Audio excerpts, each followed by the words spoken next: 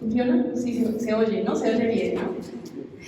Bueno, pues bienvenidos a esta conferencia con motivo de la Semana de los Investigadores que hemos incluido dentro de las celebraciones por la Noche Europea de los Investigadores. Les cuento un poquito. La Noche Europea de los Investigadores surge para acercar a la ciudadanía de forma amena y divulgativa todos esos proyectos de investigación que la ciudadanía apoya con recursos económicos públicos, como es el caso de este premio Humanitas, o de las becas de investigación o de los proyectos de investigación. Es acercar de una forma que todo el mundo pueda entender y a la que, bueno, que la ciudadanía pueda ponerle cara a la investigación, que recuerden ustedes es un proceso, no es un producto final. Y además el premio Humanitas destaca dos cosas muy importantes. Por un lado, la investigación en humanidades, porque quienes investigamos en humanidades investigamos lo mismo que quien investiga una vacuna o quien investiga las lunas de Júpiter. Es exactamente lo mismo y además las investigaciones en humanidades de este tipo redundan en una cosa muy importante, que es lo local. Y lo local siempre habla de nuestra identidad, de lo que somos, de lo que hemos sido y lo que podremos llegar a ser. Y eso es importante porque un pueblo que olvida eso, que olvida su identidad, no es nada, y no tiene nada que ofrecer y nada que contar. Y además el premio Humanitas es para jóvenes investigadores, y eso es algo también muy importante, porque parece que los jóvenes pues, no tenemos rigor, ¿no? Y muy al contrario, los jóvenes aportamos rigor, aportamos pasión, aportamos curiosidad y aportamos una cosa muy importante, frescura. Porque el conocimiento no es algo estanco, es algo que siempre va creciendo, que siempre se va nutriendo. Y porque seamos nuevos, ¿verdad? No significa que vamos a llevarle la contraria a los que ya estaban antes, o que vayamos a hacer lo peor. Al contrario, lo que venimos es a aportar una visión y a decir cosas que todavía no se habían dicho. Así que imagínense ustedes todo lo que se puede decir. Embarcarse en un proyecto como este es importante, pues, sobre todo para el alumnado, pero también para los profesores. En este caso, para Valle Soleal, profesor del Departamento de Lengua y Literatura de Isla Palma, y para Enrique Infante Limón, profesor del Departamento de Historia del mismo centro y profesor de Historia del Arte en la Universidad de Sevilla. Pero sobre todo, y lo digo por experiencia, es fundamental que el alumnado se embarque en proyectos como este. Y los alumnados valientes que lo han hecho en este caso han sido Carlos, Sara y Sergio, que además son muy especiales para mí porque fueron los primeros alumnos que yo tuve cuando me tuve que enfrentar a una clase. Así que es muy, muy grato recibirlos hoy en mi casa. Y ellos vienen pues a contarnos una investigación preciosísima que han hecho sobre cómo la viticultura influye en nuestro territorio, cómo ha influido a lo largo de los años. Resguardados al calor no de los vinos, pero bueno, sí de la bodega, hoy vamos a ver nacer una nueva añada de investigadores que tienen mucho que contar, seguramente, así que cuando queramos.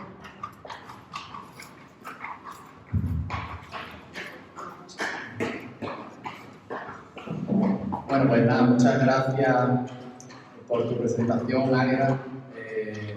Bueno, si no te importa, tú vas pasando, antes de poco pasar. Sí. Ahí está. Nada, te decía que muchas gracias por tu presentación, muchas gracias por la organización de esta Semana de los Investigadores, tan importante, como tú bien dices, que se vea que las personas que se dedican a la investigación, que, bueno, que lo que hacemos tiene su importancia, tiene validez para nosotros, tiene validez para nuestra sociedad, y con iniciativas como estas pues se puede ver. Y también, además, es muy de agradecer que apostéis precisamente por presentar un trabajo de este tipo, porque los protagonistas de este trabajo son estos jóvenes investigadores, que son jóvenes, pero efectivamente, como tú dices, son muy prometedores. Bueno, yo creo que aquí más o menos todos los conocéis.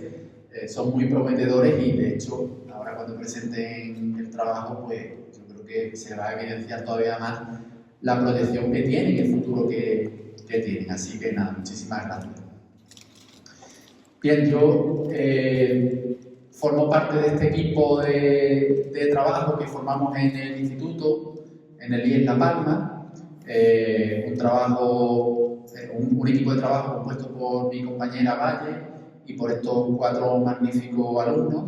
Y bueno, tan magníficos que el trabajo ha sido el acceso del Premio Humanitas de la Universidad Pablo de Olavide, de jóvenes investigadores, lo cual ya indica que, bueno, la calidad que tiene. Habla por sí solo el premio en este sentido.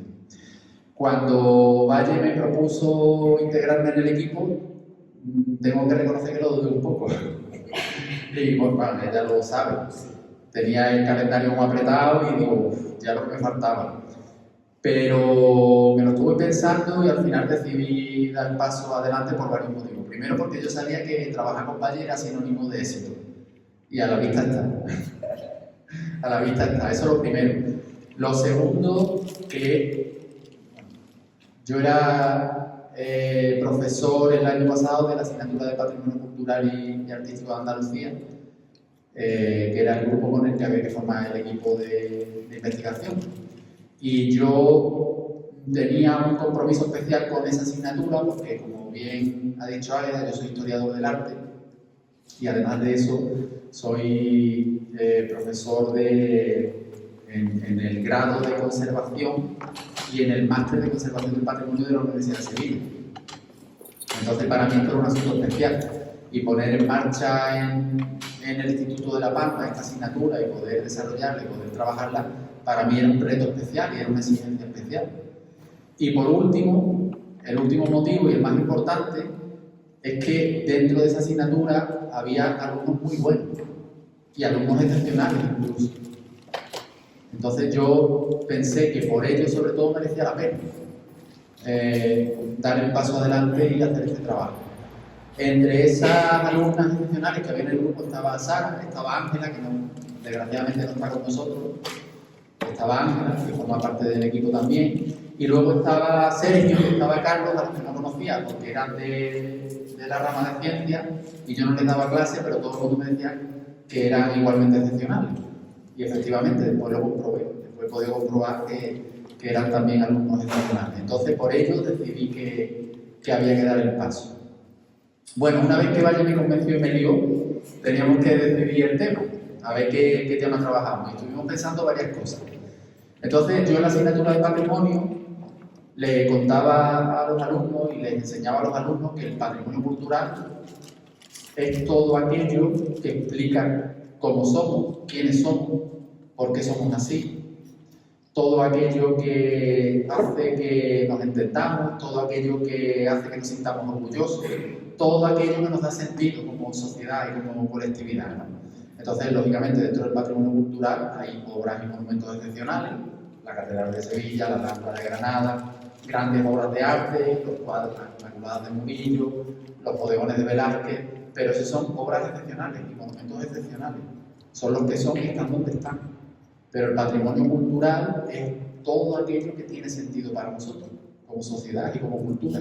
Entonces, hasta hay otras muchas cosas que no son tan excepcionales, a priori, pero que son excepcionales para nosotros. Y en La Palma teníamos una parte de ese patrimonio que es importantísima para los palmerinos, que es el pasado bodeguero, de La Palma. Y decidimos hacer el trabajo sobre eso, el pasado bodeguero de La Palma. La Palma siempre había sido un importante núcleo rural del antiguo reino de Sevilla, siempre, pero hacia 1870, 1880 se convierte en un punto clave para la industrialización de la provincia.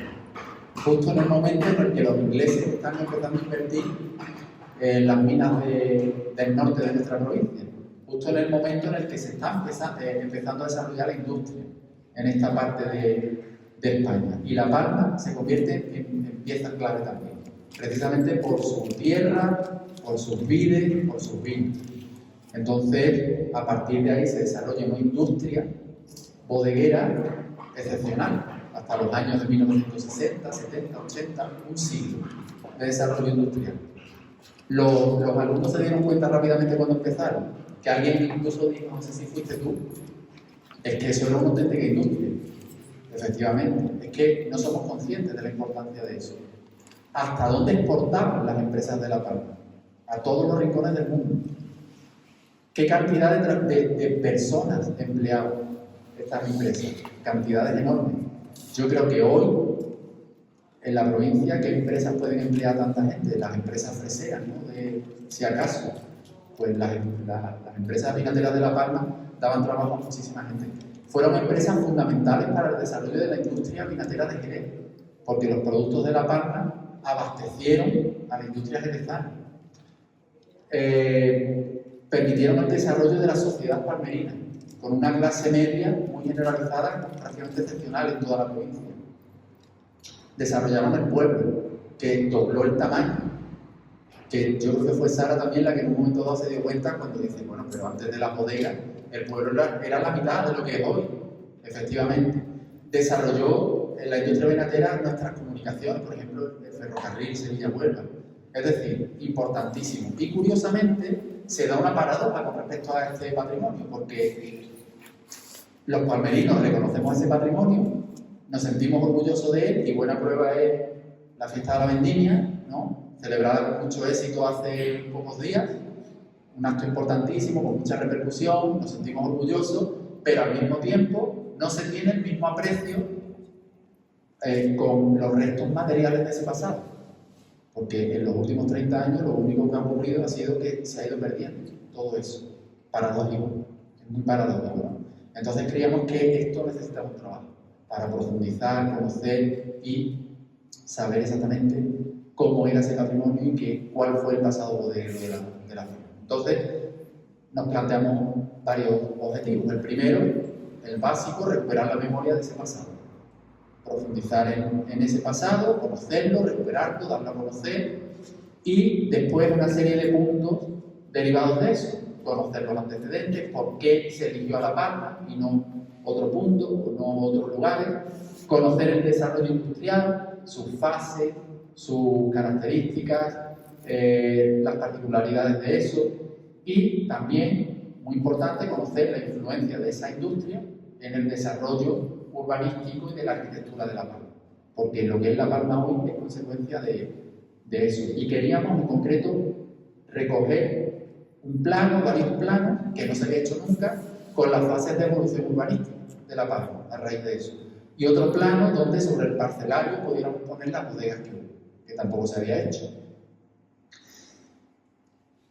Y bueno, esto es lo más importante, yo creo, del trabajo, porque nuestro objetivo era, y yo creo que el objetivo del premio es que los alumnos jóvenes, que los jóvenes investigadores y futuros investigadores empiecen a familiarizarse con la metodología de trabajo. Entonces, eso era lo que nosotros queríamos. Y yo creo que lo hemos conseguido, porque yo creo que ellos han cogido ya ese camino y ya no lo van a soltar nunca, supongo. Primero, plantearse un buen problema. Para investigar hay que plantearse un buen problema que resolver. Si tú no te haces preguntas, tú no vas a tener nunca la necesidad de investigar. Eso está claro. Tienes que preguntarte qué pasa aquí con esto. Eso es lo primero. Habrá gente en La Palma que piense que ya está todo dicho sobre el pasado bodeguero. Esa persona nunca va a tener la necesidad de investigar y de profundizar y de conocer más cosas. Después es muy importante enfocar bien los objetivos, eso es básico. Tienes el problema, pero ahora tienes que saber abordarlo, tienes que saber enfocarlo. Esto lo decía Humberto Eco. Tú puedes plantearte estudiar la obra de Luis de Góngora, y está muy bien, pero eres un ingenuo, porque vas a necesitar tu vida entera y 3 vidas más para estudiar la obra de Luis de Góngora. Entonces, sé práctico y fija un buen objetivo. Estudia, por ejemplo, la relación de Góngora con el conde de Niebla y cómo eso influye en la fábula de Polifemo, ¿no? Mucho más abarcable. Y hacerse las preguntas adecuadas. Después, esto es muy importante hoy, en la era de la inteligencia artificial. Saber y que ellos supieran que hay fuentes que contienen todas las respuestas, si ellos se lo plantean. Hoy en día, la mayoría de los jóvenes, cada vez más, y lo digo yo que trabajo en secundaria y trabajo en la universidad, cada vez más piensan que todo está aquí, en la inteligencia artificial, en la red. Y no es así, no es así. Si tú buscas pasado bodeguero de La Palma del Condado, te van a aparecer una serie de cosas, pero no están las respuestas que ellos han encontrado. Gracias a las fuentes, la bibliografía que hemos trabajado, las revistas que hemos explotado sistemáticamente, por ejemplo, ejemplo, la revista Columeno, hicimos una ficha y fuimos número a número, sobre todo ellos, barriendo eso, obteniendo respuestas. La cartografía, por ejemplo, el plano de Coello, ¿no? El primer plano de La Palma, que precisamente se hizo justo antes del despegue bodeguero, o el vuelo americano de los años 50, vistas aéreas de los años 50 de La Palma, justo en el momento en que empezaba el declive de las bodegas de La Palma.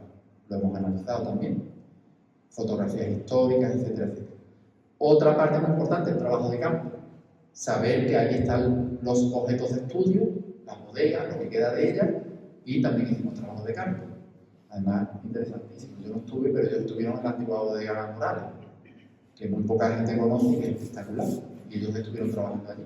Y luego desarrollar sobre eso argumentaciones sólidas, honestas, argumentadas, citando bien las fuentes, reconociendo si no sabes algo o si tienes dudas sobre esto. Bueno, esto no lo entiendo bien o no tengo respuesta para esto, lo digo con honestidad. Entonces yo creo que con eso, por lo menos tú y yo hemos cumplido con el objetivo, pienso, porque viendo el resultado estoy seguro de que han aprendido todo esto. Así que nada, os dejo con Valle y después con él. Vale. Gracias, Enrique, gracias por nuestra asistencia. Como has dicho que Ángela no ha podido venir, desgraciadamente, aclaro que aquí está Machuchita, solo, está bastante afectada por la garganta, si no hubiera estado con nosotros. Como se va a grabar, pues se lo vamos a dedicar la grabación y ella ya nos ve. En el avance del trabajo, como ha dicho Enrique, toda esa preparación es fundamental para poder llegar al trabajo en sí, ¿no? Que es donde empezaríamos aquí, con el que hemos titulado segundo capítulo, que es la breve historia del vino en el condado. El vino en el condado es el vino en La Palma, y por eso tenemos que empezar por la comarca a la que pertenecemos, porque somos denominación de origen. Y en este barrido que hemos hecho de la historia del vino, hemos comprobado en qué momento eso se produce, y eso se produce justamente en el año en que La Palma se va a llamar La Palma del Condado, porque siempre se ha llamado solo La Palma, ¿no? Hasta ese punto.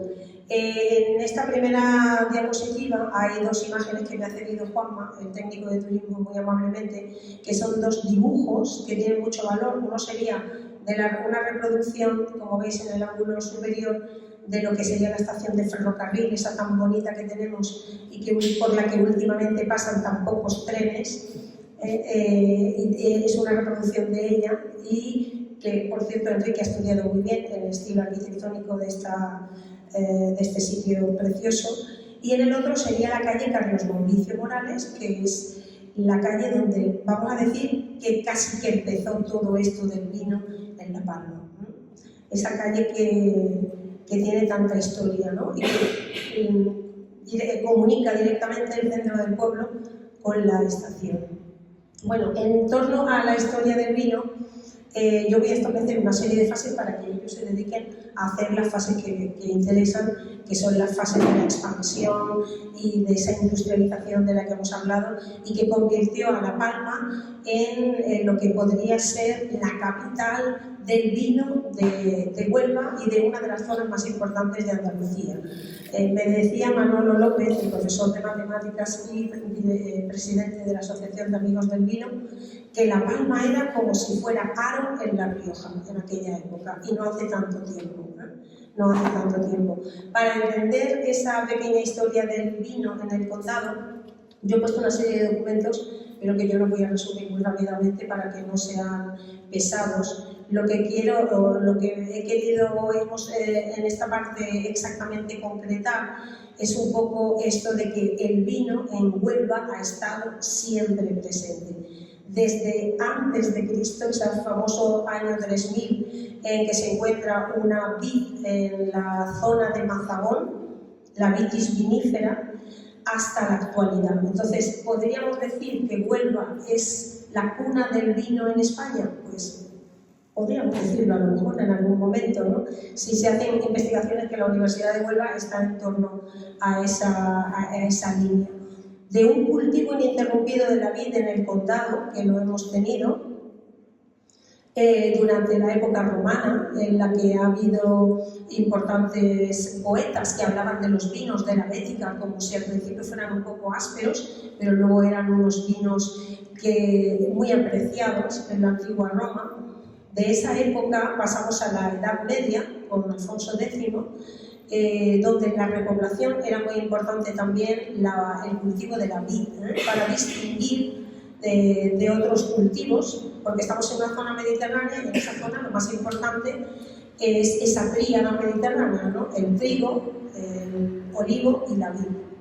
Y ese cultivo del vino que va siendo de distinción social, que se va haciendo por parte de agricultores que quieren tener una distinción diferente a otros cultivos, que exige un tiempo bastante estimado de años para una producción adecuada, unos cuidados muy intensos, una elaboración muy particular.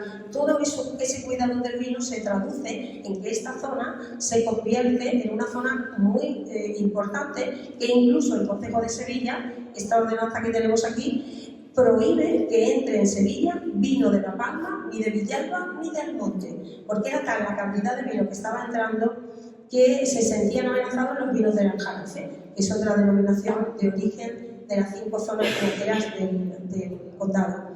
Después pasamos a las Indias, porque ya sabéis, los que sois de Villalba, que os habéis sentado al fondo, que sois los últimos, eran los primeros, porque Villalba tiene el honor de ser el lugar de donde partió la primera partida de vino español hacia las Indias. Ahí tenéis el extracto también en el que se especifica la cantidad que se llevó a la India, y salió de Villalba. Porque Villalba, La Palma, Bonares, Almonte, Bollullos, todos forman parte de ese condado que está produciendo vino y que en ese momento está mirando a Sevilla, porque como ha dicho Enrique, pertenecemos al Reino de Sevilla y es allí donde se está llevando el vino que partirá de Sevilla a América, porque en ese momento la Casa de Contratación de Indias está en Sevilla.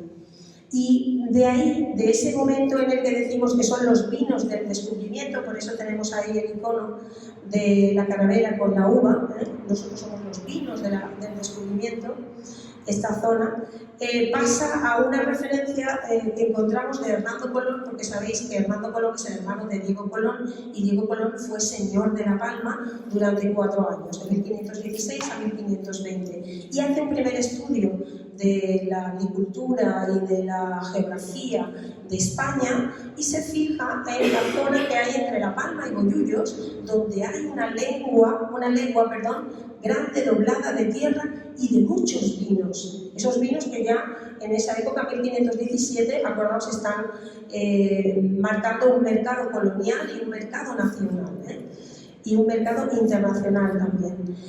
¿Qué ocurre? Que La Palma, en esa posición que ha tenido siempre mirando a Sevilla, que siempre decimos los palmerinos son muy sevillanos, claro, porque es que han pertenecido al Reino de Sevilla y han estado trabajando y exportando, y las grandes noblezas han venido también aquí a vivir. Esa casa de contratación de Indias, ese mercado colonial, cambia a Cádiz y los vinos se adaptan, y en ese caso, en vez de pasar por esta carretera, se pasan por el río Tinto, del río Tinto al Odiel, del Odiel al puerto de Huelva, del puerto de Huelva nos vamos a los mercados británicos, a los mercados europeos y por supuesto al Marco de Jerez, que como ha dicho mi compañero Enrique, durante mucho tiempo seremos subsidiarios del Marco de Jerez, y es muy importante para ese periodo de industrialización que ellos nos van a explicar. Y para que veáis qué importante era el vino del condado en toda España, el Diccionario de la Lengua de 1853 recogió una acepción de la palabra solera, que todos recordamos por ser Soleras Salas, uno de los productos más afamados de estas bodegas, en las que se decía: en el condado de Niebla se llama así el más añejo y generoso que se destina para dar vigor al nuevo. Entonces, una palabra que aparece en el diccionario que un siglo antes mi compañero Juan Diego me estuvo diciendo no aparecía, en 1700, a principios de 1700, en una de las primeras ediciones del Diccionario de la Lengua, pues sí aparece un siglo después, porque ya estamos en el siglo de lo que va a ser el despegue de la industrialización en La Palma y en todo el condado. Y para acabar, la denominación de origen por la que decimos que condado significa vino, cuando decimos condado de Huelva, al principio, en 1932, al calor de unos acontecimientos históricos que también nos van a explicar ellos, se establece el Estatuto del Vino y se llama la denominación de origen Huelva. Pero será en 1979 cuando sea denominación de origen Condado de Huelva, que no tiene nada que ver con Condado de Niebla, que Condado de Niebla es un título nobiliario y Condado de Huelva es un título vinatero que tenemos todos los municipios que pertenecemos a esta rica producción. De ese condado en el que La Palma forma parte, nos pasamos directamente ya a La Palma. Yo os he dejado en esta diapositiva una imagen de esta que parece tan extraña, de toneles que se mezclan en una especie de concentración, del que será el más importante origen y primera piedra de la industria vinatera en La Palma, que es Nicolás Gómez. Este es el dibujo que él llevó al stand de la primera exposición nacional de vinos, 1877, en la que ganó uno de los 10 primeros premios y que eso supone el espaldarazo para que se conozca La Palma como lugar donde se va a producir un alcohol especial con el que se va a fabricar el brandy. Eso será, en palabras de Manolo, repito otra vez, mi compañero, que es un sabio en estos temas, se puede considerar que La Palma es la cuna del brandy en España. No Jerez, La Palma. Y ese dibujo es la muestra porque es lo que él llevó allí, ¿no? Y de ahí, ahí salieron todos los contratos comerciales que él después haría para que la bodega González Díaz se atribuyan la elaboración del primer brandy o coñac en España. Esto era un poco el índice al principio. Ese mercado colonial que hemos dicho que está con América, en La Palma tenemos muchos palmerinos que estaban haciendo comercio de sus vinos con América.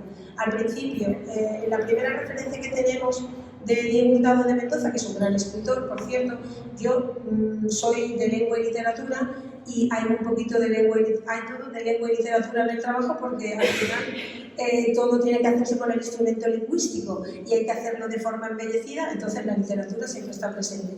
Pero es cierto que no es mi especialidad porque de historia y de patrimonio he aprendido muchísimo y he aprendido a mirar al pueblo de otra manera, desde luego. Quiero decir que el único escritor que aparece en esta relación es Diego Hurtado de Mendoza, que importó 2 toneles de La Palma para celebrar la pacificación de Chile. Y dice Manolo que los vinos chilenos son de origen palmerino. Entonces, cuando vayáis a Chile a tomar vino, que sepáis que el primero es la de La Palma. Y aquí tenemos unos cuantos de vecinos palmerinos, Antonio Bueno Cepeda, que residió en Santo Domingo, que hablaba que el vino de La Palma era muy bueno para la salud y nada nocivo por ser elaborado con las mejores uvas. La historia de los efectos secundarios del vino las conocemos todos y el bueno de Antonio el Bueno pues pregonaba las bondades de nuestro vino para que pudiera seguir saliendo.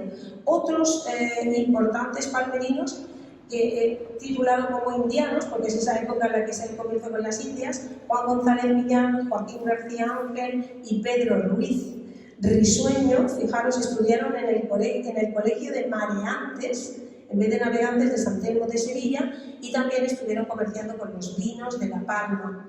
El misionero Francisco Esquivel, destinado en Querétaro, y Antonio Paterna también, otro sacerdote. Seguíamos haciendo patria en la América conquistada. ¿Y qué ocurre en La Palma mientras, durante los siglos XVII y XVIII, si el vino que se estaba comerciando con América, qué estaba pasando en La Palma? Pues estaban pasando cosas muy importantes, como que unos hidalgos ilustres,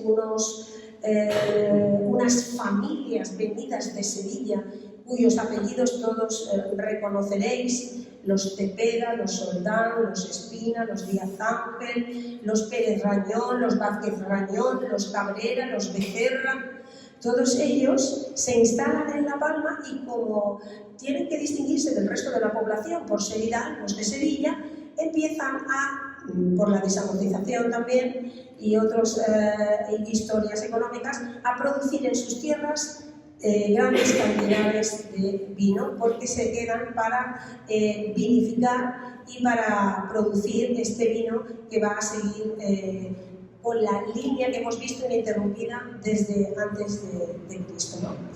Hasta tal punto que los Cepeda y los Soldán eran los que tenían casi todas las tierras de La Palma, eran prohombres de la Restauración.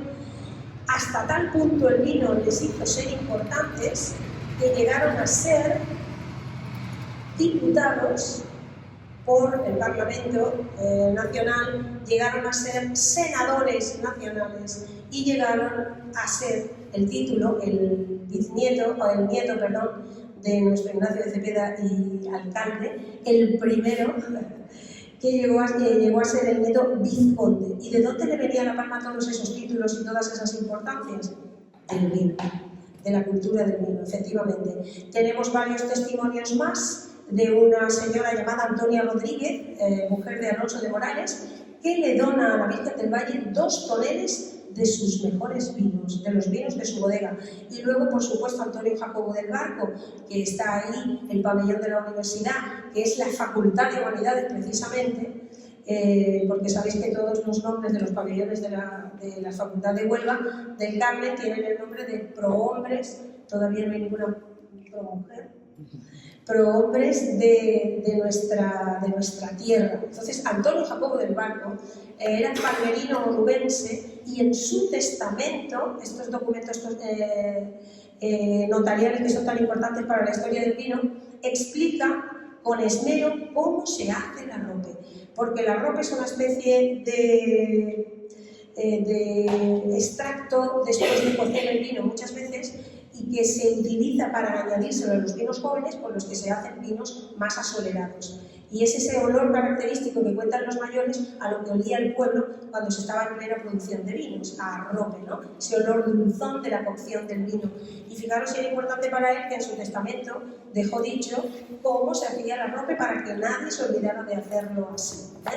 Este personaje, Antonio Jacobo del Barco, tenía una bodega enorme que parece que empezaba en lo que es la calle Los Calvos, hoy la calle Felipe VI, que ha tenido muchos nombres en función de las vicisitudes históricas, y que terminaba en la placita del Rocío. Fijaros, por eso la calle detrás a Felipe VI se llama, ahora se llama Arquitecto Pinto, pero antes pone antigua calle Bodegas, con S, porque las bodegas iban desde allí hasta la placita del Rocío. Y si vais a la placita del Rocío todavía queda un resto de una antigua bodega, la bodega Calero, que era además anterior de los hermanos Cueva. Esta trascendencia me lo explican ellos, me estoy emocionando, voy a tener que ir recortando, ya voy a acabar, Y pone 1888. Estos vestigios de los que estamos hablando, de esa tradición ininterrumpida de bodegas en La Palma, que les ha costado mucho trabajo de recuperar, está ahí, ¿no? En este personaje tan importante que es Antonio Jacobo del Barco.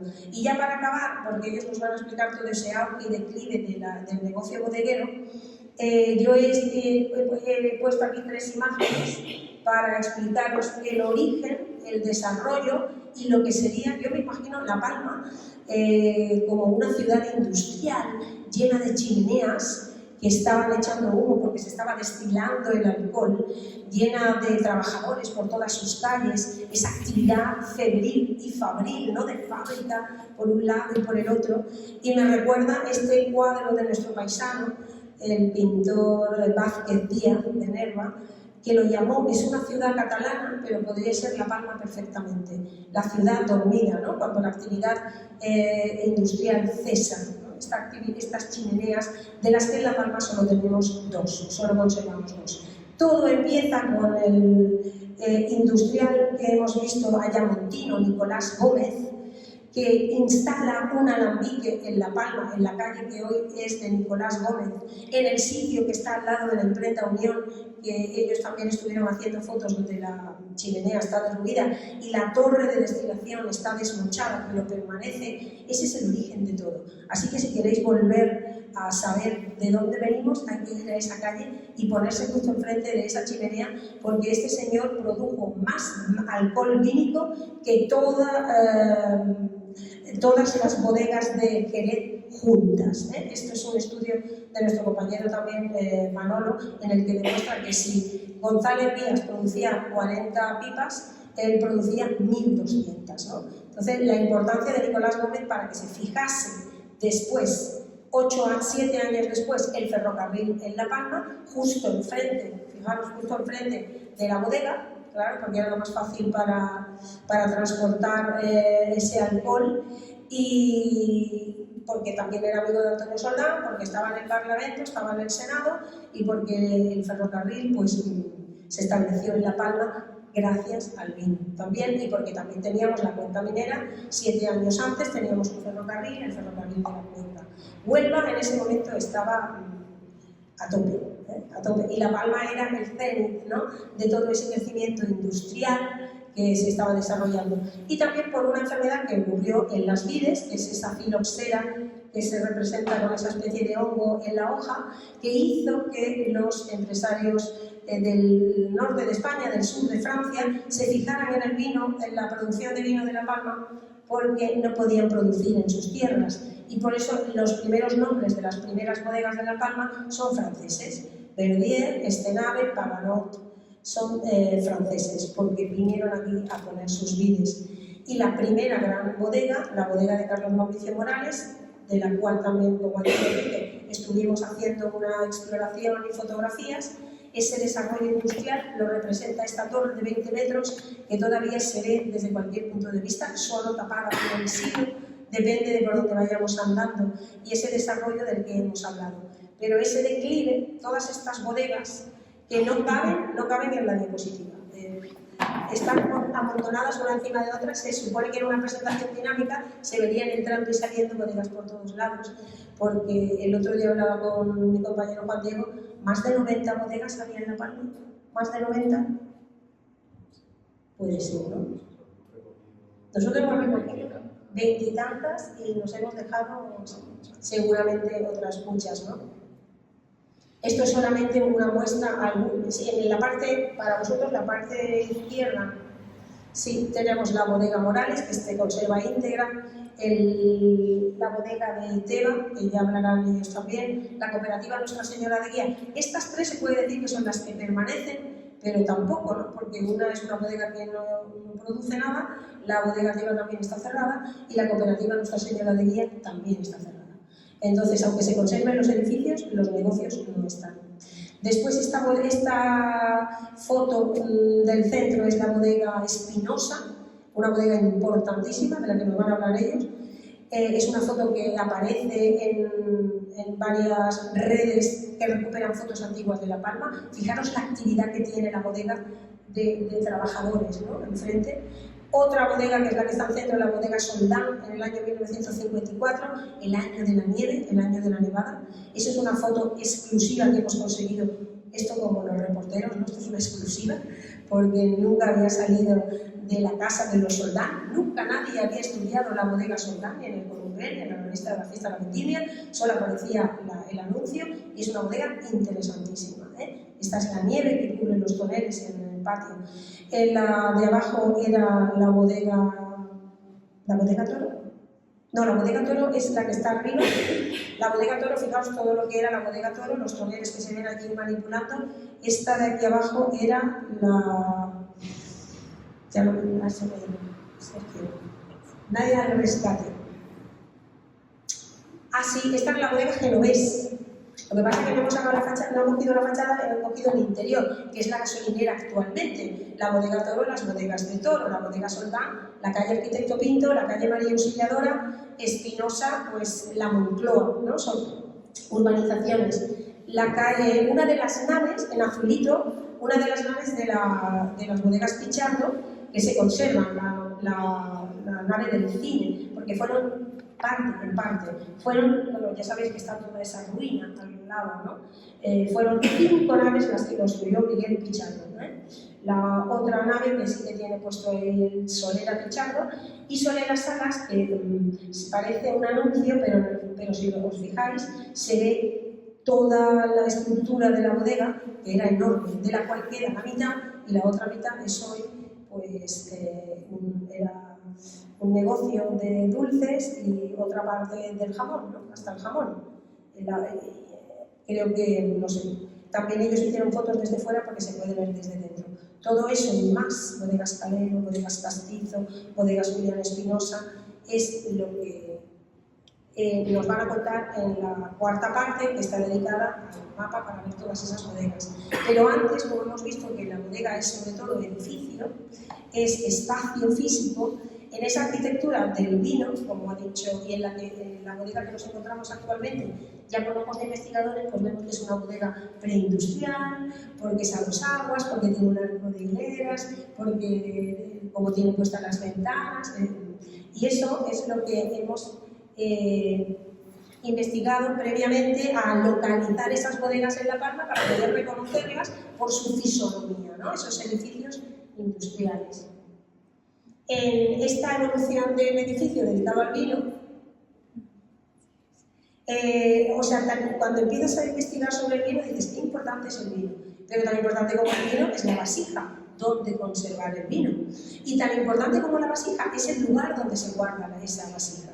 Entonces, fijaros, en esa cadena, esa investigación nos ha ido llevando a una pequeña historia de los edificios dedicados al vino que empiezan por allá, por lo que serían los primeros lagares en las imágenes que se ven de Alfonso X el Sabio, en los códices de la historia de España, estrujando el vino en una bota simplemente. De esa bota del lagar se pasaría a la bodega modista, que es una bodega que está en el patio de las casas, que mucha gente tiene en su casa una bodeguita, ¿no? Porque está en sombra, con un emparrado, con un techo de madera y también argamasa para que se pudiese aislar del calor y de la luz. Y de esa bodega modista pasamos a las bodegas palaciegas y conventuales, y en La Palma nos queda todavía una. La primera que hemos puesto es un ejemplo de una bodega palaciega en Sanlúcar de Barrameda, que es donde se conserva todo, y la segunda es una imagen de la plaza de La Palma, de la plaza de España, que se ve de principios del siglo XX, en lo que se ve lo que sería el teatro. ¿Veis esas 3 casas, ¿no? Esas 3 casas señoriales? Es el Teatro España actualmente. Al lado estaría el Banco de Santander, que hoy es el Banco de Santander, y antes era el Palacio de Diego Colón, el Palacio del Señor de La Palma. Y detrás tenemos una famosa estructura de techo a 2 aguas, que serían las bodegas del Palacio de Diego Colón, esas bodegas palaciegas. Y de esas bodegas pasaríamos a las que serían bodegas preindustriales, y luego la primera gran bodega industrial de La Palma, que es la bodega de Morales, ese hexágono que tenemos aquí al otro lado de la línea férrea, y que tardaron 3 años en construir, y que en la fotografía de 1950 aparece como si le hiciéramos hoy, ¿no? Es la única bodega conservada íntegramente. Bueno, ahora le toca a Sara un poco con los espacios en esto. Pues nada, se ha hablado mucho de vino, pero hemos empezado la investigación sabiendo un poco dónde se guarda todo este vino, ¿no?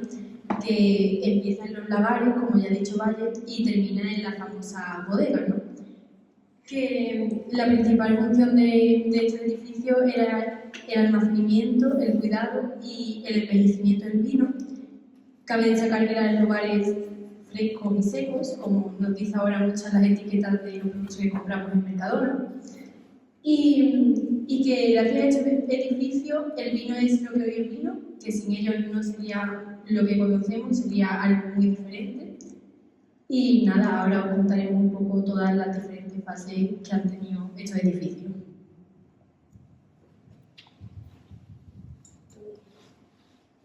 A mí me gustaría profundizar un poco en lo que ha dicho Valle, y es que es cierto que del lagar, que su origen es el nombre que designa el recipiente necesario para la elaboración del vino, dará paso a la bodega.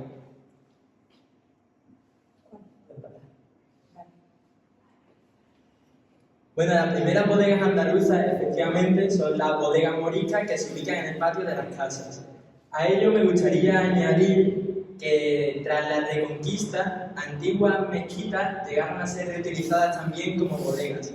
El ejemplo, el Palacio de la Almona en Sanlúcar de Barrameda. Los repobladores castellanos no se quedaron atrás y de la misma manera construyeron las pequeñas bodegas lagares. Y es que fue en la Edad Moderna cuando el mayor dinamismo del sector vitivinícola llevó a la independencia del edificio bodeguero. Ello hizo que se distinguiese de la vivienda, aumentase su tamaño, elevase su altura y realzase su fachada. A finales de la Edad Moderna, sin duda, dos tipos de bodegas descuellan en la arquitectura del vino. Las bodegas conventuales palaciegas, cuyo ejemplo más claro es efectivamente el Palacio de Diego Colón, y las bodegas de tres tipos de arquería, o también llamadas antiguas. Este es un ejemplo de ellas.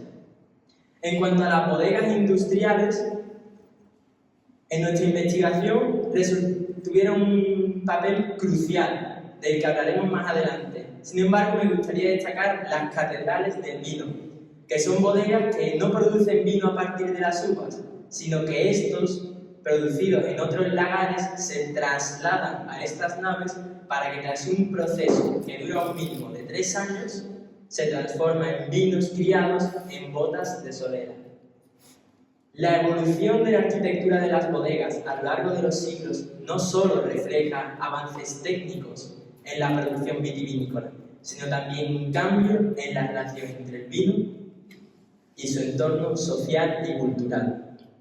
Lo que comenzó siendo un espacio funcional dentro de la vivienda se convirtió, con el paso del tiempo, en una expresión de estatus y sofisticación. Esta transformación subraya cómo la producción vinícola es un ejemplo, un símbolo y una muestra de identidad regional y patrimonio cultural. Bueno, pues acabamos de ver cómo ha ido evolucionando la arquitectura de las distintas bodegas, pero toca hacer un breve paréntesis para explicar un poco cómo es la estructura de cada una de ellas, ¿no? Y para eso voy a empezar explicando un poco las llamadas bodegas antiguas, como ha dicho Sergio, que también reciben el nombre de bodegas preindustriales. Estas, desde el momento de su creación hasta el día de hoy, son consideradas como las más utilizadas gracias al uso para la construcción del techo de maderas nobles que se traían desde el norte de Europa.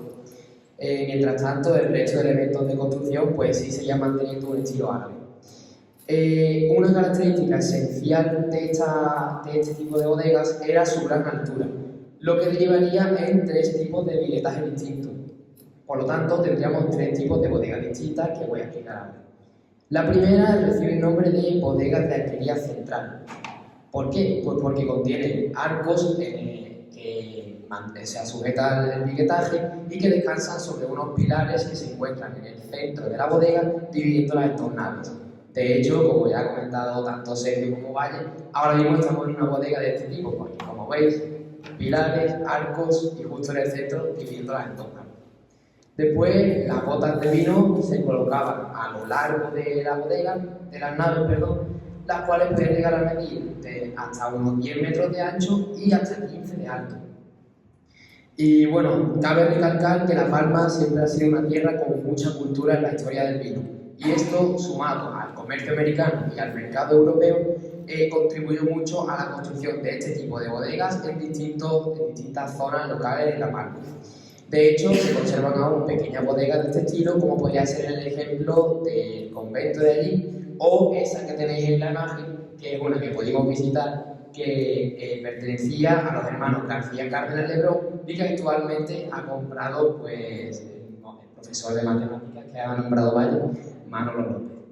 Bueno, el segundo tipo serían las bodegas con hiladas de pilares, que realmente son una variación de este tipo que acabo de explicar, porque con la única diferencia de que no contienen arcos, sino que las vigas están apoyadas directamente en los pilares. Y el último tipo, que en realidad fue el primero en ser construido, fueron las bodegas de una sola nave, que estas se llaman así porque no tenían ni arcos ni pilares que dividían a la bodega en dos partes, sino que constaban de dos paredes de distintas alturas sobre las que se colocaban las vigas simples, dándole así cierta inclinación al techo. Bueno, ahora llegamos a la parte más, al apogeo de la bodega, literalmente dicho, y estas se empiezan a construir en el último tercio del siglo XIX hasta principios del siglo XX, cuando aparecen las primeras bodegas industriales, que tendría la palma y daría paso a una arquitectura propiamente industrial y a grandes mecanizaciones en el proceso del vino, el cual convertiría el vino en el verdadero tesoro de la palma.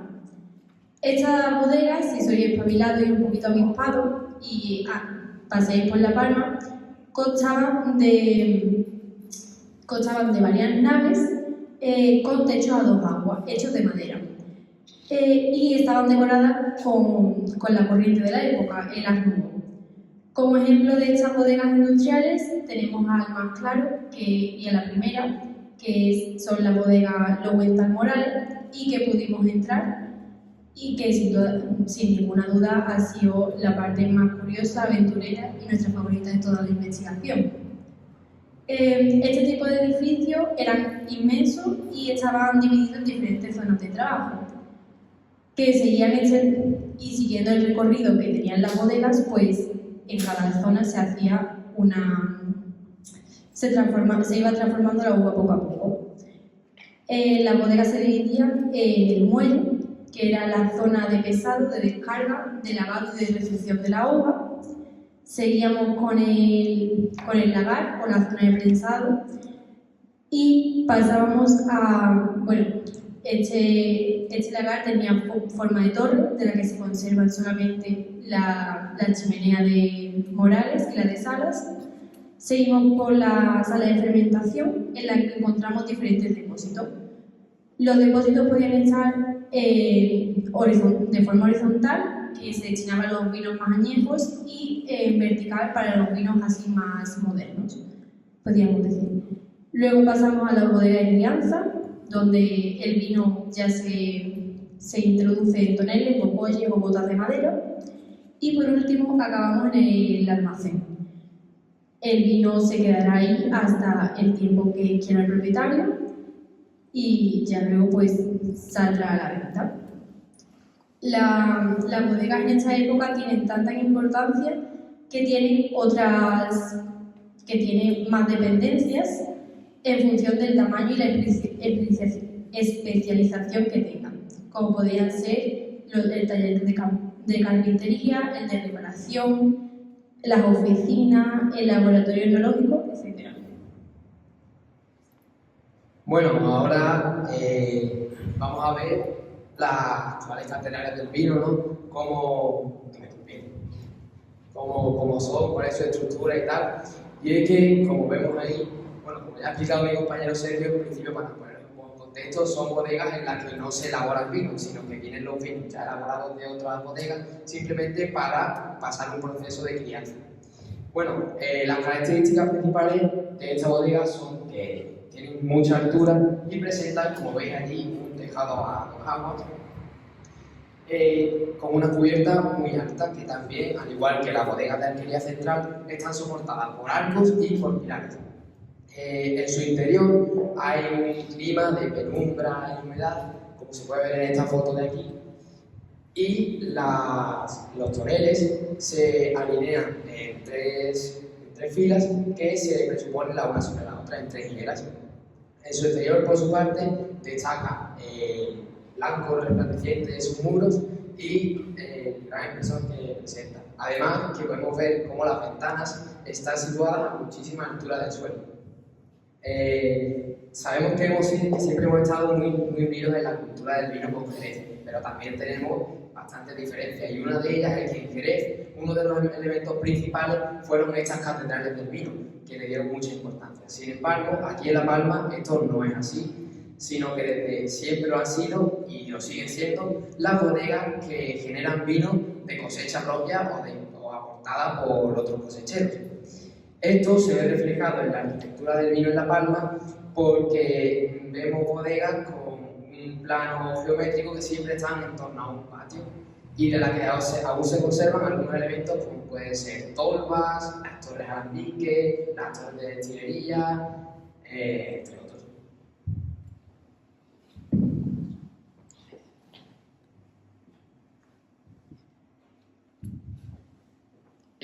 Ok, pues el detallado estudio que hemos realizado anteriormente nos pone en disposición de analizar el crecimiento urbanístico de La Palma a partir del inicio, a finales del siglo XIX, del gran desarrollo bodeguero industrial. El plano de La Palma que recoge Francisco Coello en 1868 en su Atlas de España y sus posesiones de ultramar nos ofrece una información de extraordinario valor, pues nos muestra cómo era La Palma justo antes del despegue del desarrollo industrial. Imaginen por un momento. Eran mediados del siglo XIX y La Palma estaba completamente rodeada por tierras de labor, olivares, huertas, en fin, por tierras de labor de forma general. Bien, pues el perímetro de La Palma en aquellos tiempos era tan solo lo que hoy se conoce como el casco histórico y estaba dividido de sur a norte por el arroyo de la Pescadería, que corresponde actualmente con la calle San Antonio. Por otra parte, el arroyo del Muladar hacía lo propio en el lado occidental del pueblo. Al sureste, el límite de La Palma acababa con la placita del Camino de Hinojos, que actualmente llamamos popularmente como la placita del Campino, que se conectaba con el extremo nordeste mediante la calle San Roque. Las primigenias viviendas no iban más allá de la calle Blanca Paloma, al tiempo que ya sí existía el camino a Borullos. Todo ello indica que La Palma siempre ha sido concebida como un cruce de caminos, gracias a su privilegiada posición geográfica. Es decir, La Palma en aquellos tiempos tan solo ocupaba un tercio de lo que es hoy. Por lo tanto, ¿cuáles fueron las razones que motivaron el afincamiento del proyecto bodeguero en La Palma del Condado? En primer lugar, el Tratado francés de 1882, que permitía la masiva exportación de vinos españoles al país vecino, cuya producción había sido muy mermada por una plaga de filosera. En segundo lugar, La Palma era el centro comarcal con estación ferroviaria propia, que facilitaría en gran medida la exportación vinícola. Y por último, y más importante, el reconocimiento que los alcoholes vinícolas palmerinos de Nicolás Gómez venían teniendo desde una década antes. Bueno, de esta manera, las bodegas anteriores y las más pequeñas daban el relevo a unas bodegas más grandes, como pueden ser Morales, Pichardo, Sala, Espinosa, bodegas de ese estilo, que engrandecieron el nombre de La Palma hasta que sus vinos fueron conocidos más allá de nuestras fronteras. Estas bodegas son llamadas bodegas industriales y exportadoras, cuyo inicio tiene lugar entre finales del siglo XIX y mediados de la década de los 50. En base a una captura de pantalla de La Palma vista a través de un satélite del programa Google Earth, el perímetro que recogen las líneas azules representa cómo era La Palma justo antes del despliegue bodeguero, es decir, lo que veníamos comentando anteriormente. Asimismo, vemos como las líneas rojas marca cuál fue la expansión de La Palma durante los años 1956 y 1957. La expansión urbanística, o mejor dicho, el desarrollo urbanístico que produjo una explosión en La Palma del Condado no hizo otra cosa más que beneficiar a la localidad, pues la ordenación urbana tomó las mismas directrices que los negocios vinateros siguieron a la hora de establecer su estratégica ubicación. Y es que las fronteras nortes de La Palma del Condado en aquella época se correspondían con la línea del ferrocarril más próxima a la estación, lugar donde precisamente se encontraban las más importantes bodegas industriales. No obstante, en el sur había otra vía de comunicación de gran importancia para La Palma, como lo era la anterior Ronda de Almonte, o actualmente conocida como Ronda de Legionarios. Y es que en aquella zona tuvo también una expansión urbanística parecida a la zona norte, sobre todo por el afincamiento de grandes negocios como eran la bodega Toro, la bodega Rubio o la bodega Cheva, que unieron la zona más antigua con esta zona más nueva de Europa. Reseñable es el pobre crecimiento que experimentó La Palma, de oeste a este, de manera que tan solo algunas viviendas en los caminos a Hinojos y a Villalba se construyeron. Queda por lo tanto demostrado que el desarrollo industrial provocó un antes y un después en el trazado urbanístico de La Palma, y es que el desarrollo fue muy acusado de norte a sur, donde se encontraban las bodegas siguiendo los principales ejes vertebradores comunicativos del pueblo, de los que hemos hablado ahora mismo.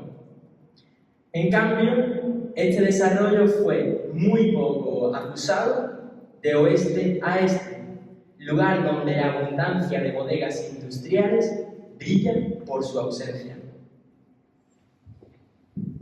Sin embargo, no todo es color de rosa, y es que en el año 1925 las bodegas comenzaron a experimentar una etapa de dudas y de caos en la que comenzó su decadencia.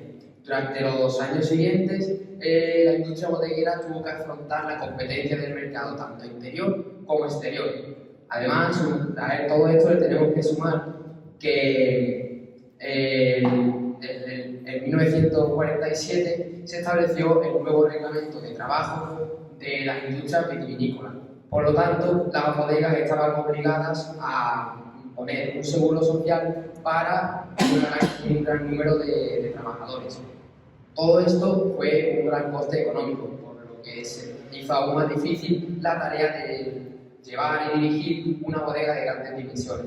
Y por si todo esto fuera poco, las segundas y terceras generaciones de los grandes nombres bodegueros empezaron a no echarle tanta cuenta al negocio, lo que provocó malas gestiones en ciertas bodegas.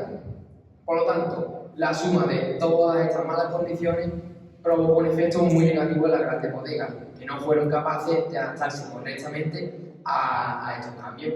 Por el otro lado, las bodegas más pequeñas sí fueron capaces de adaptarse a estos cambios, lo que les dio la oportunidad a algunos negocios familiares o negocios de cosecheros a ganar un mayor prestigio. Además de esto, había grandes empresarios y gente que venían de Valencia a La Palma, a pesar de saber todas las condiciones que presentaban, con la intención de crear un pequeño negocio de vinagre, vermú o cualquier otro producto. Entonces, ¿cuál diría yo que son los nombres más importantes de estas bodegas más pequeñas? Pues yo empezaría con la bodega Genovés, que veía aquella foto que mostró también Valle antes, que fue una bodega que empezó en un terreno muy pequeño, contando solo con 20 bocuelles, y se dedicó única y exclusivamente a la producción del vinagre, que le salía de muy buena calidad, lo que le permitió dar un salto y que poco a poco fuera adquiriendo más terrenos. Sin embargo, como ya he dicho, había crisis, y la crisis acabó mirando a todas las bodegas, por lo que esta tuvo que cerrar sus puertas en el año 1982. También hubo otras bodegas más pequeñas que dieron un salto también a la fama, como puede ser la bodega Chela, la bodega del cosechero Milán, Alfredo Rubio, y entre otros. Bueno, pero todas estas pequeñas bodegas, como he dicho, tuvieron que cerrar las puertas porque la crisis acabó cogiendo a todas las bodegas por igual. En cambio, en el otro extremo también tuvimos un grupo de personas que no estaban contentos con la situación que se vivía y decidieron aliarse y cooperar en contra de las malas condiciones y de la desidia estatal, dando así inicio a las cooperativas. En La Palma tuvimos el nacimiento de la cooperativa del vino Nuestra Señora de Guía, que nació el 1 de febrero de 1957, gracias a la compra de un terreno llamado La Vinagrera, que en realidad era una bodega perteneciente al grupo de bodegas Chato. La cooperativa era un territorio muy grande, era muy difícil de llevar, y si a esto le sumamos que tenían que vendían los productos, producían mucho y los vendían a muy poco a precios muy bajos. Además, tenían que pagar salarios al personal y tenían que tener costes de mantenimiento. Por lo tanto, no fueron capaces de sacarle rentabilidad. Por lo que esta cooperativa acabó cerrando, por así decirlo, en el año 1975, empezando a entrar en un proceso de estado de ruina. Sin embargo, desde ese año hasta hace poco, hasta 2018, siempre se ha usado para negocios menores y tal, aunque fue en el año 2018 cuando acabó cerrando sus puertas definitivamente, porque ahora pertenece a Bollulus, quienes están ideando un plan para crear en este terreno un centro comercial cuyas ganancias irían directamente a favor de la cooperativa bollulera. Es así que vemos que en este periodo La Palma tuvo un crecimiento tanto urbanístico como económico muchísimo, pero muchísimo menor que en la época anterior con las grandes bodegas.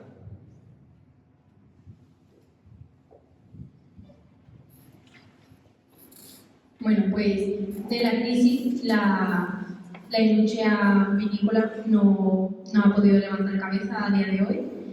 Y como ya ha dicho Carlos, las grandes bodegas y tanto las pequeñas y la cooperativa fueron cerrando poco a poco y han quedado tristemente en el olvido para nuestro pueblo.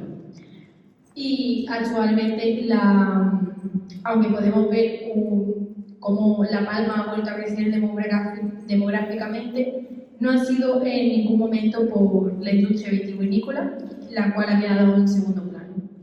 Pero eso no significa que esté destinada a desaparecer para siempre La Palma, y en los últimos años se han podido abrir nuevas empresas vitivinícolas como son Magasé, Garay, Infante, MAM, las cuales hemos tenido el placer de poder visitar y aprender de ellas de primera mano.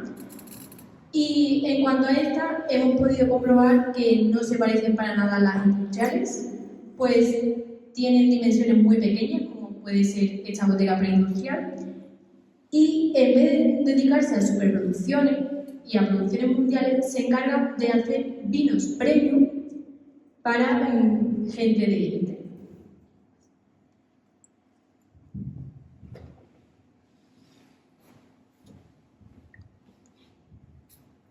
A todo esto, esclarecer la ubicación exacta tanto de las bodegas como de los negocios derivados de la industria del vino se nos antojaba fundamental.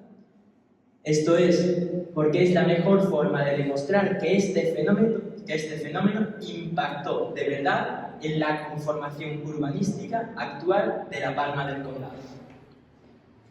El criterio de clasificación de este parcelario sigue el mismo criterio que hemos estado observando anteriormente, por colores, de forma que las bodegas o las estructuras representadas en color azul son aquellas que conocemos como preindustriales, es decir, previas a la llegada del ferrocarril y de Nicolás Gómez a La Palma del Condado.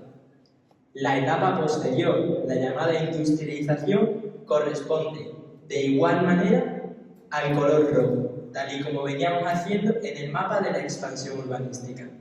Por último, las bodegas actuales quedan representadas en verde. También hemos insertado en el parcelario las conocidas como casas solariegas, construidas en esa misma época y que están pintadas en amarillo.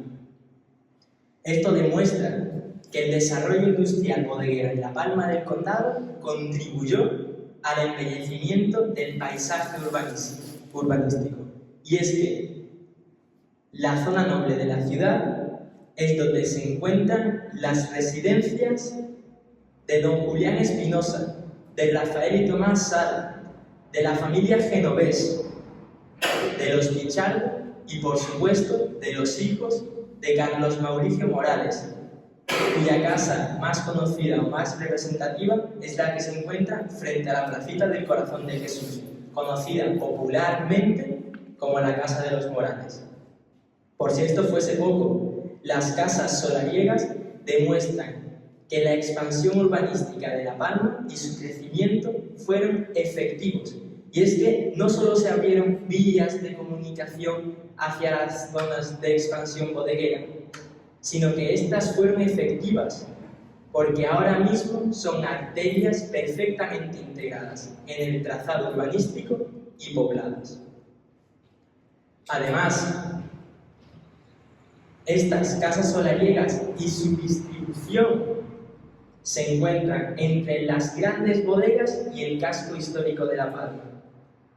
De manera que la industria alrededor del vino no solo amplió las fronteras del pueblo, sino que las conectó con su casco histórico.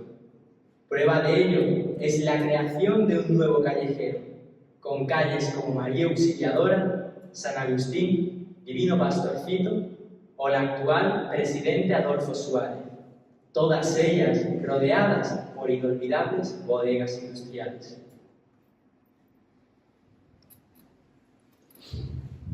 Bueno, de las bodegas no solo surgieron estas vías de comunicación que ha dicho Sergio o estas casas de estos nobles bodegueros, sino que también derivaron numerosos negocios como podían ser la carpintería, los talleres de forja, entre otros. Pero sin duda los que tuvieron más éxito fueron las tonelerías. Y es que estos eran unas grandes naves en donde se dedicaban a la fabricación de botas o bocolles para la crianza del vino. En La Palma tuvimos la oportunidad de tener varios nombres importantes de tonelería, como puede ser la pionera de todas ellas, la tonelería de Pedro Solís, que se encontraba justo pegada a la bodega Morales. Esta tonelería destaca sobre todo y se hizo muy famosa por aquella foto que veis allí, que es una torre hecha de tubelas de bocolles, que mide unos 25 metros de altura y destaca por tener en su interior una escalera en forma de caracol. Como veis, arriba de la torre, en lo alto, podemos ver varias personas pues, que estarían allí en la camiseta. Otra tonelería también conocida podría ser la de María Rodríguez, José María Rodríguez o Félix Pérez Rodríguez. Bueno, como iba diciendo, estas tonelerías se dedicaban a la fabricación de toneles para los vinos. Por lo tanto, tenían que ser fabricadas con una madera de unas características muy especiales. Por eso comenzaron a venir portadores y expertos toneleros de otra zona hacia aquí, hacia La Palma, para fabricar concretamente toneles hechos de madera de roble americano. ¿Y por qué madera de roble americano? Bueno, era una madera que se caracterizaba por ser muy porosa y muy resistente, algo que aportaba una esencia única a los vinos. Bueno, ya dicho esto y terminando, cabe recalcar que con el paso del tiempo estas tonelerías fueron introduciendo a cada vez técnicas más modernas y una maquinaria también más moderna, lo que facilitaba la fabricación de estas vasijas. Fue ese preciso momento en el que otras bebidas como la cerveza o el tinto comenzaron a ganarle terreno al vino, provocando así su declive. Esto también tuvo otras consecuencias, como que algunas tonelerías, la mayoría de ellas, se vieron obligadas a cerrar sus puertas y las que no lo hicieron simplemente se convirtieron en distribuidores de cerveza, siendo Cruzcampo, Mau y Estrella del Sur las primeras de todas ellas.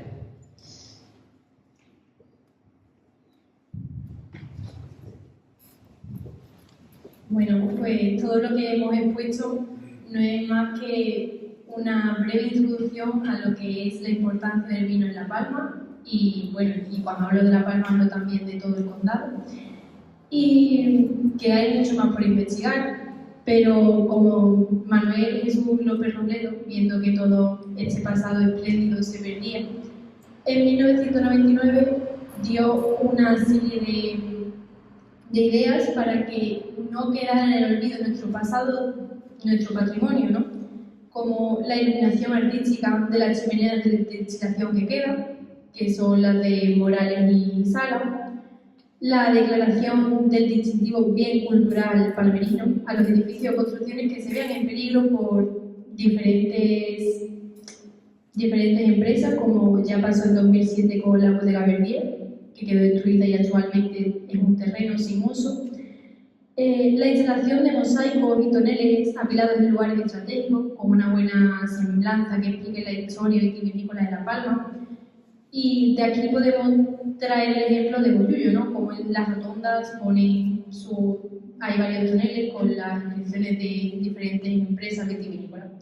La creación del Museo Etnológico del Vino, que actualmente existe en La Palma, en el Parque Nuevo, pero que está ahí un poco en el olvido y siempre está cerrado, ¿no? Porque se abra y que se dé la propaganda que necesita.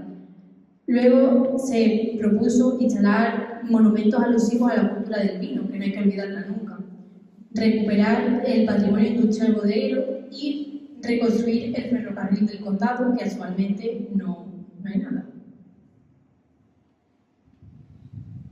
Bueno, ya, como ha dicho Sara, con todas estas medidas que ya en 1999 Manuel proponía para recuperar nuestro patrimonio, con esa imagen que tenemos ahí de la plataforma que apenas duró 2 años para la recuperación del patrimonio histórico-artístico de La Palma del Condado, a nosotros, después de este trabajo, en el que apenas nos hemos asomado realmente a nuestra memoria y que esperemos que para nosotros sea ver La Palma con esos ojos nuevos, los que ya tenéis una edad, la tenéis más fresca y la recordáis mejor, y los jóvenes, que son ellos y a los que esperamos que les llegue a través de las redes esta ponencia, para que puedan realmente recuperar este patrimonio, que creemos que debe empezar por el conocimiento, que conozcan, que aprecien y que conserven y que participen como ciudadanos, no esperar que las instituciones lo arreglen todo, que lo derriben, que lo hagan, que nosotros como ciudadanos participemos socialmente en la recuperación y en la conservación de nuestro patrimonio artístico bodeguero, que es el del condado, el de Huelva y el de la historia de la humanidad, que empezó con el vino. Muchísimas gracias por su asistencia y esperemos que haya pasado un rato dilatado pero agradable. Muchas gracias.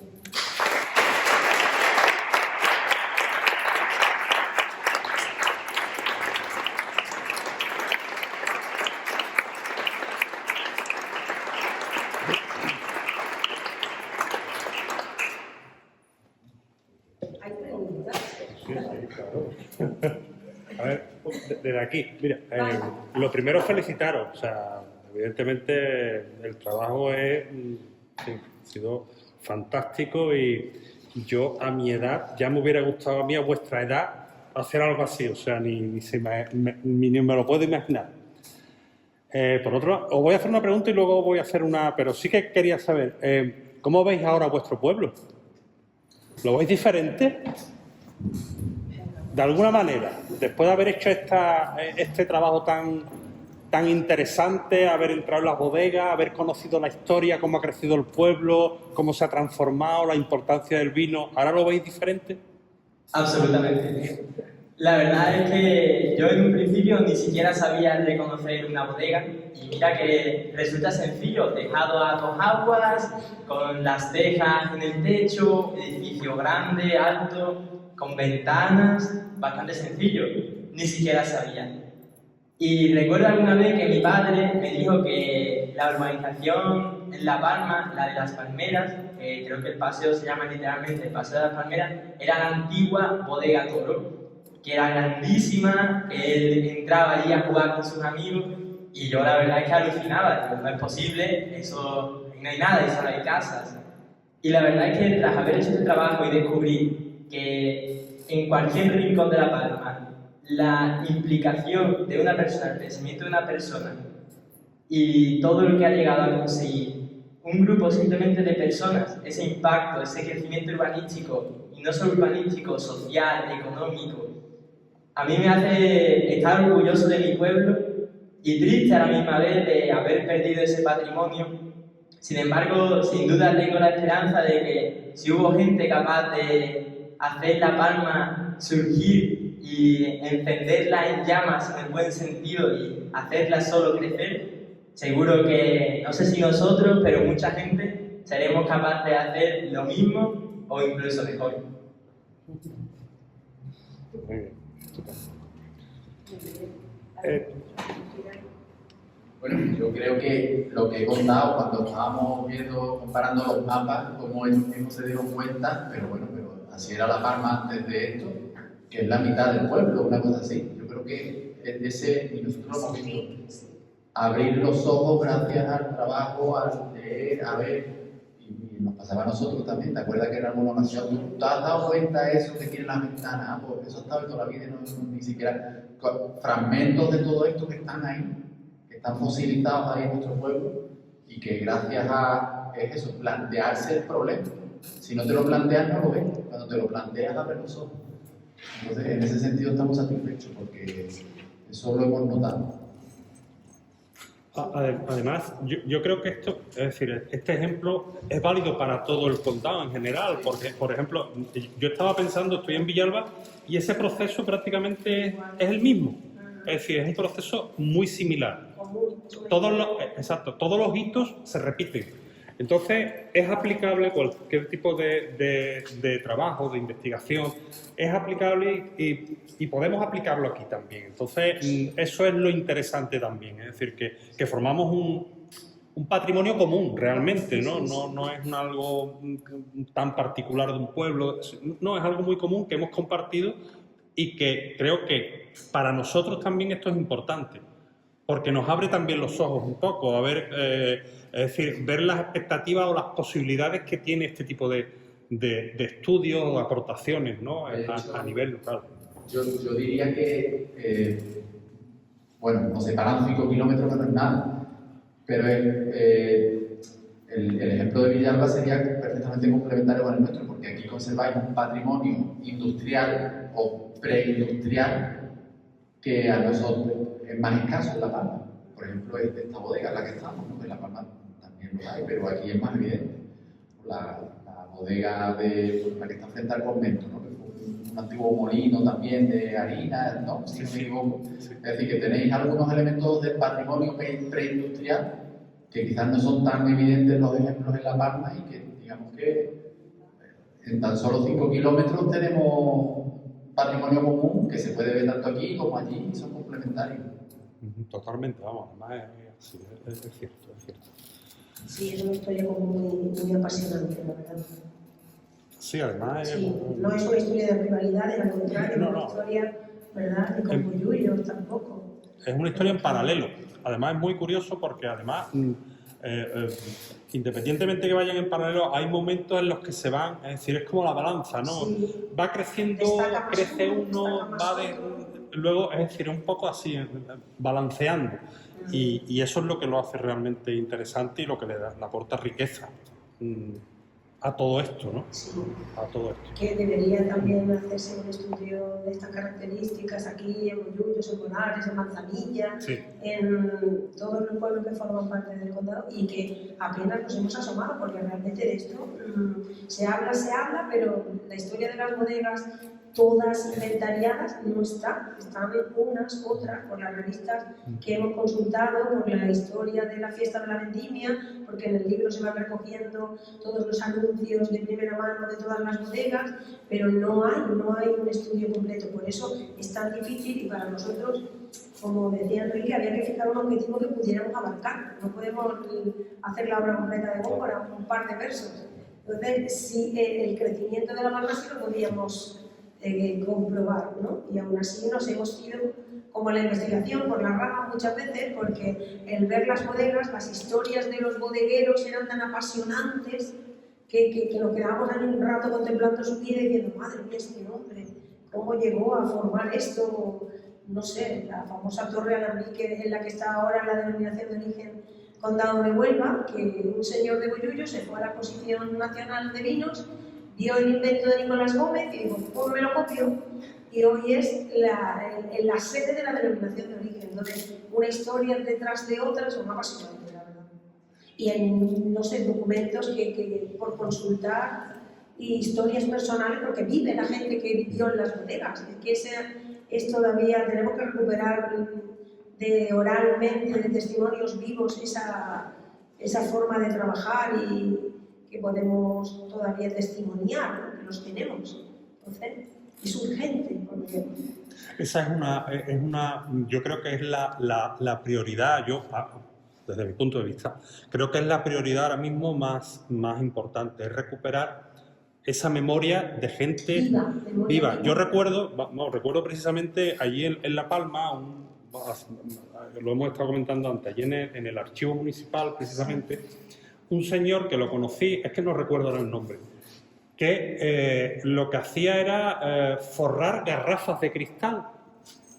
Y él recordaba toda la época en la que ellos se reunían, grupos grandísimos en torno a eso, al trabajo del forrar esas garrafas de cristal que luego se llevaban a los distintos sitios. Y esa memoria existe. Es decir, está todavía presente, está todavía ahí viva. Y eso sí que es interesante. Que no... en torno al 80, 90 las últimas, sí. Pues claro, tiene que ver.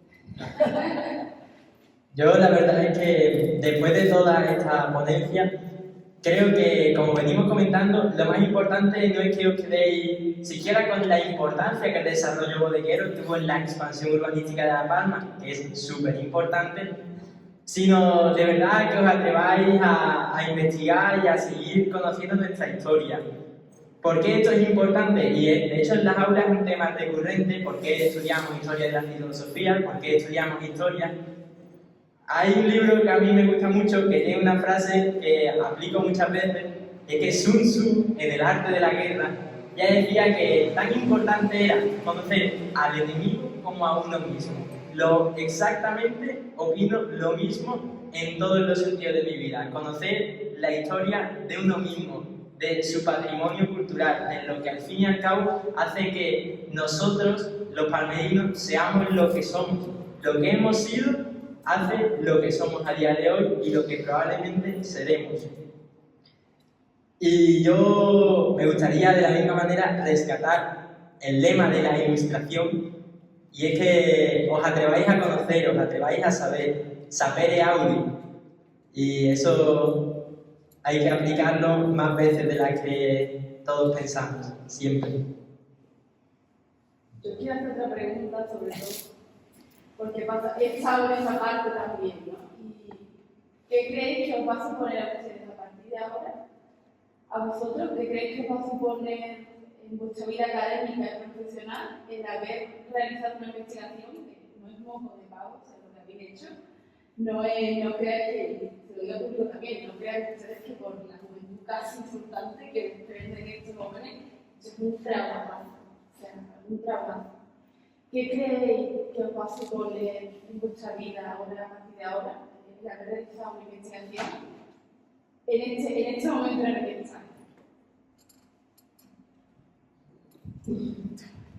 Bueno, respondo yo. Yo personalmente, y creo que probablemente hable también por mis compañeros,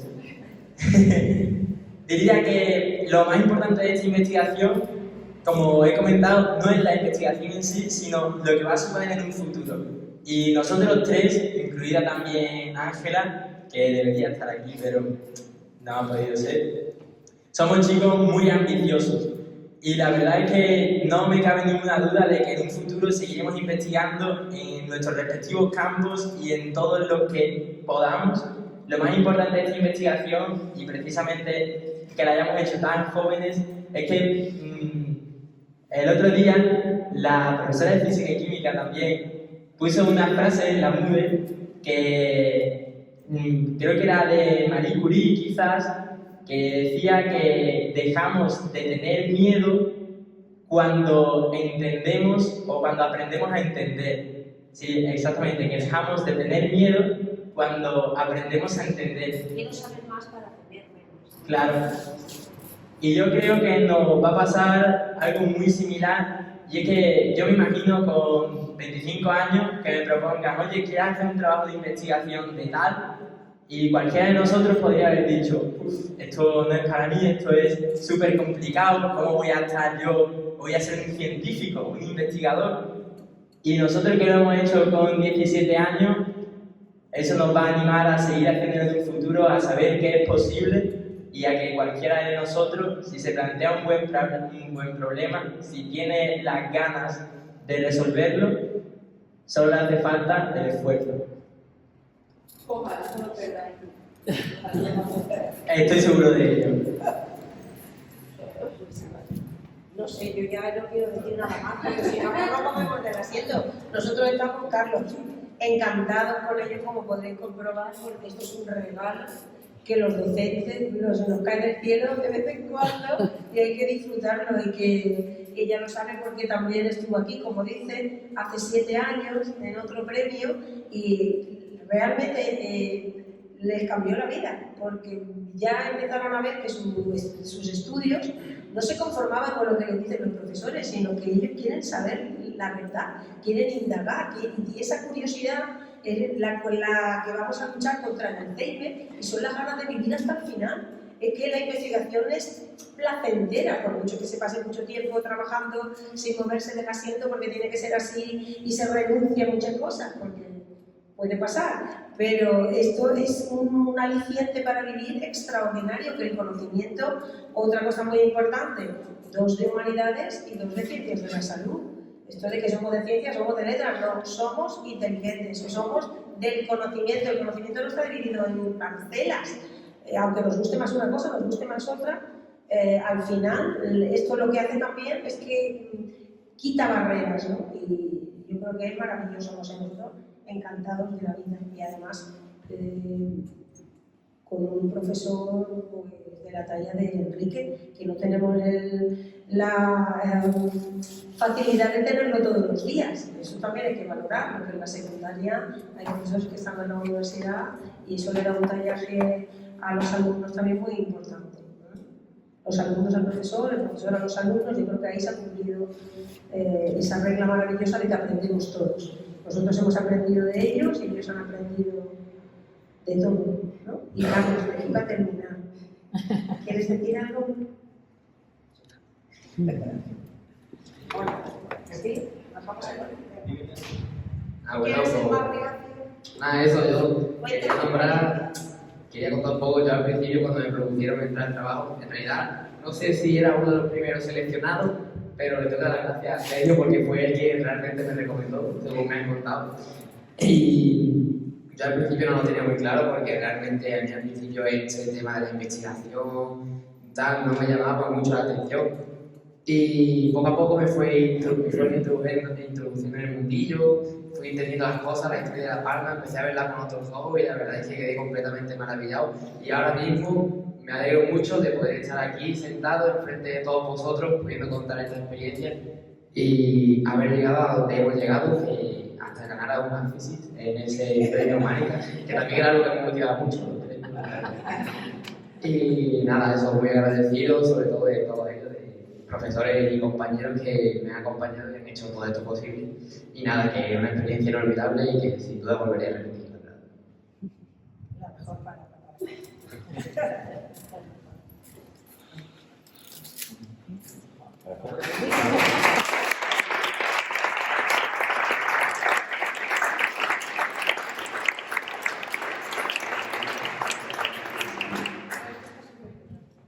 Tenemos también otro regalito para vosotros como centro, que ya el premio lo recogerán, como he dicho, en octubre, ¿no? Sí, el 10 de octubre.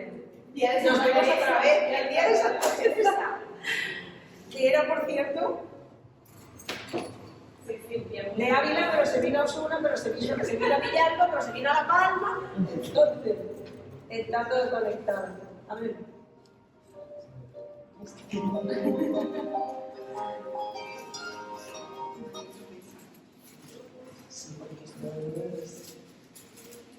Para el centro.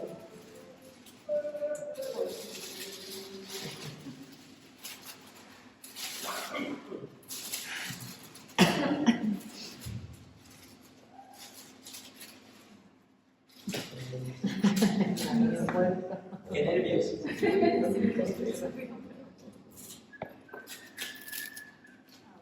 Es una obra de Carmelo del Toro, artista local, y es una reproducción del azulejo de la azulejería árabe que tenemos en la iglesia. Muy bonito. Para que la tengáis. Muchísimas gracias.